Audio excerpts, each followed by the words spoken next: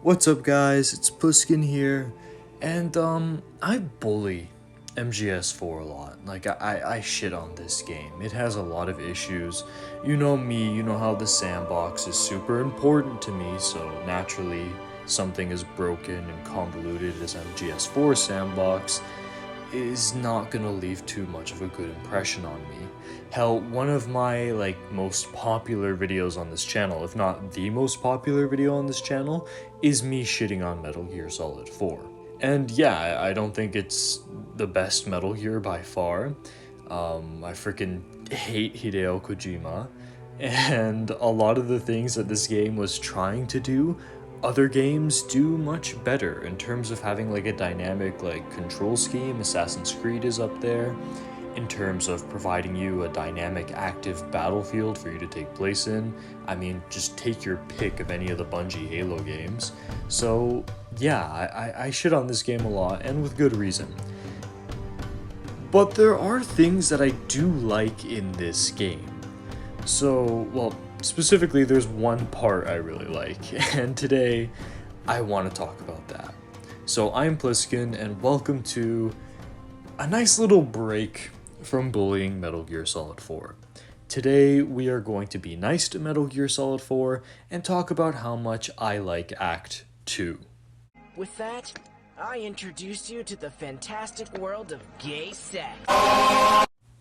So I'm not really gonna go over the story or anything that's happening here because I think that's not really interesting. Metal Gear Solid 4's narrative is one of its biggest problems. It's just a whole heaping pile of missed opportunities, but we're not doing that. We're not bullying Metal Gear Solid 4 today. So Act 2 basically has this whole battlefield going on in some unnamed country in South America where you have a militia force that seems very local, and then you have this neo-imperialist PMC in place there, just keeping the war economy going, using up these people's land and their lives so someone somewhere can make a lot of money. Very unrealistic and totally not based in our reality. I know. But yeah, as Snake, you have the option to either move past all of these battlefields, to don a disguise that makes the rebels think that you are on their side, or you can just, kill every single person you see. It's totally up to you, and that's definitely a strength of Metal Gear Solid 4. The beginning area is kind of like a slow burn tease where you just have this kind of prisoner execution zone, and you can intervene on that, so you can start right off the bat seeing if you want to help them, if you want to let them die and use the distraction to sneak through. It's a very good introduction to what you'll be facing. But where it gets really interesting is beyond this, where you get a whole bunch of different little set pieces where there's different little battles going on. My favorites include this one segment where the guerrillas think they're going to be moving up on the enemy. Little do they know they're walking into an ambush. There's another section by a power plant that's really cool because you have this whole big battle going on over this power plant, but right above it there's these snipers. So if you just charge into battle, you're going to get fucked by these snipers. But if you take your time and explore the different routes and areas, you might come across these guys, and you can of course go past them. You can go past this entire thing, but you can also take out these snipers and then use their position to help whichever side you want. You can go into the whole power plant facility, clear it out, help the rebels take it down, and if you actually do this, the next couple areas are going to be free to walk through, whereas if you don't, you're going to have to watch out for more snipers and enemies. It's a very good example of how one thing you do affects what happens immediately after. There's a lot of games that try to do this. There's a lot of games that set out with the whole premise of that being your decisions matter, but here in this one segment you really feel it. Then you have a couple paths that you can diverge to. There's a swamp, there's a salt flat, and it's more of the same with those battles. They'll throw in some vehicles which help to make you feel like an underdog, because if you're using stuff like the M14 or the M4, it's very easy to feel overpowered, but having those larger than life threats help make you feel small. which in a stealth game is always going to be a good thing. But what's really cool is that you can go to the side and find this enemy base, and it's like a little mini Metal Gear base. You can go in there, you can steal resources, see what the enemies are up to, take out sniper nests. You can even find a couple guys that have been taken prisoner and release them. Did I mention before? No, you know what? I didn't mention before. You can also not only just help these guys, but for them and every other militiaman included, you can trade items with them. Sometimes they'll give you healing items, sometimes you can give them healing items. You get these like little icons to let them know, like, you know, or let you know that they like you. It's pretty cool. The whole AI can be a little bit sugungy, and the animations, like if you're in front of them while they're like kicking an enemy or something, you'll also get hit. And then like you can shoot them a couple times and they'll just be pissed off at you because, you know, Metal Gear Solid 4 and bullet sponges. But keeping to the whole positive note, once you get through like these really dynamic battlefields where your decisions matter and you can help out the sides and there's multiple different pathways you can take, you eventually get to the area where you meet Naomi. Now, I really like Naomi. But what makes this area cool is that you get this really intense encounter with the frog unit. Now, the frog unit I've always talked about in very high regards, because they're one of the few enemies in the Metal Gear Solid series that aren't vehicles or robots that can actually counter and put a threat to your CQC. If you don't get the drop on these guys first, odds are they're gonna throw you on their back and choke you out with this wire. And you get this really hard quick time event where you have to like shake the control stick and then mash triangle at the perfect second, or you get choked out and you're fucked. So you're almost incentivized in combat to keep your distance and shoot at them, or find different ways to ambush them. And since, you know, this is Metal Gear and half the time you can just run up to people and punch them, and that's the best solution in a firefight, it's nice to see a little bit more of that kind of dynamic sort of diversification of strategy. And then you have the fact that, you know, the frogs also use verticality to their advantage, jumping up on the walls and stuff. It's a cool encounter. It's really difficult, especially if you don't have healing items. There are ways to cheese this. If you get like under some of like the tables and stuff, they just won't shoot at you and you can shoot at them. But for the most part, yeah, this is a really good encounter. Then you get the boss fight with Laughing Octopus. I really like this boss fight. A lot of people shit on the bosses in Metal Gear Solid 4, but that's one of the game's greatest strengths for me. Besides the Raven boss fight, I'd say I thoroughly enjoyed every boss fight in this game. But Laughing Octopus is cool because it's a stealth boss fight, not so much in the way of Vulcan Raven or the Fury, where you have an enemy hunting you down, but here you're trying to hunt the enemy down while they're trying to ambush you. And Laughing Octopus will throw so many different things your way to fuck you up.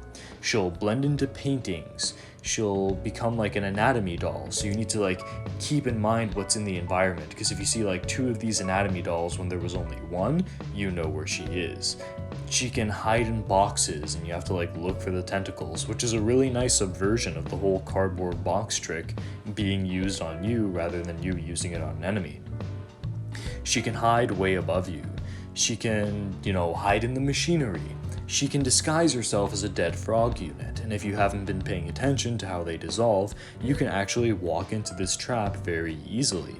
She can disguise herself as the Mark II and pretend to be Otacon and lure you into a bomb trap. During combat, she's pretty difficult again if you don't have healing items, because she spams that P90 at you, her tentacles can one-shot you, and she can also use her ink to blind you and send bombs that will float towards you, so if you're not paying attention, they can fuck you up.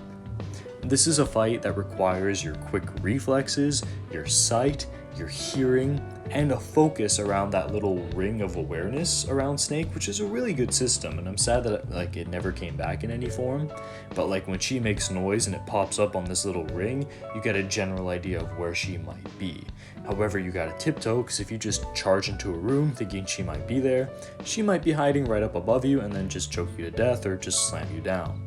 She also has these attacks where she'll roll at you and you have to get on top of different level geometry bits like boxes or beds, otherwise she'll just fucking deck you. There's even one point where if you're wounding her a lot, she'll pretend to be Naomi in disguise. So that kind of shock of like, what? Why is Naomi here? And she'll like call you over, seemingly surrendering. But then when you get close, she'll attack you. It's a really good fight that like plays with your mind, and while it does lose a lot of its impact on repeat playthroughs, if you're going into Metal Gear Solid 4 for the first time and you don't know about a lot of these different tricks she's going to throw at you, it's gonna be a really interesting time. The biggest flaw with this boss fight is the fact that you can just spam like the night vision like thermal goggle thing and just see where she is at all times. And honestly, the night vision thermal goggle is just a way to break the game. But yeah, it can really break this fight. Afterwards, you get the usual like Kojima gratuitous sex appeal bits, and after that you get probably one of my most favorite quieter segments in the Metal Gear series. The enemy has taken Naomi and you have to track them through the jungle through their footprints. Now you might think, oh yeah, Snake Eater did some stuff like that, but Metal Gear Solid 4 really goes above and beyond. There's multiple sets of footprints, and if you follow the wrong ones down the wrong path, you'll walk into an ambush. You'll see footprints that belong to the frog unit, to different like soldiers, and you'll notice that Naomi's shoes have a point towards the end because she's wearing high heels. So you follow the track that has the high heels, ignoring like different bait the enemy will put for you, like, you know, Naomi screaming or an article of her clothing on the ground that will sometimes point in the right direction, but then as the enemy gets wise to her trying to leave hints, we'll try to throw them in the wrong direction and put like landmines near them. So you have to like really focus on the shoes at the beginning, but then you'll notice the shoe prints disappear. So you have to take a really good look at all the different shoe prints of the soldiers, and you'll notice some of them are caked deeper into the earth. So that means someone must be carrying her. So you have to follow those deeper footprints, avoiding all these ambushes until you eventually get to the spot where you can find her. Now the ambushes and the way the whole like footprint system works is really freaking cool. And even if I play this on multiple like playthroughs, like if there's even like 1 month or a couple weeks between playthroughs, I'll be thrown off sometimes and I'll fall for different ambushes.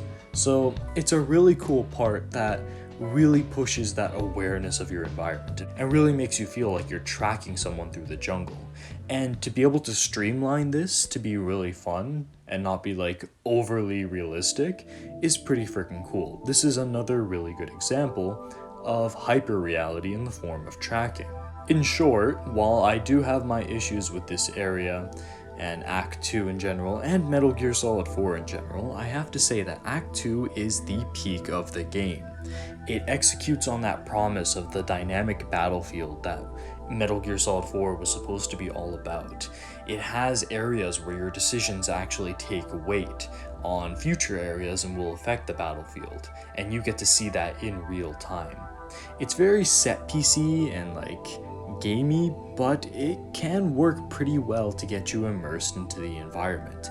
The interactions with the enemies, with your allies, the different secrets in the environment can keep you coming back a lot. The fight with the frog unit is probably one of the most tense and effective in the entire game. The laughing octopus boss fight, while it does wear off like it's really like wow effect after a while, the first couple times you play this are gonna be really freaking cool. And if you don't have any healing items, it's a really intense fight. And then of course, finishing it all off with that tracking section is just freaking genius, because it's that perfect wind down that still keeps you immersed in the gameplay. So you have battlefield, you have CQB, you have boss fights, and you have like really immersive like kind of stealth tracking where you have this whole like cat and mouse game going on with the enemy.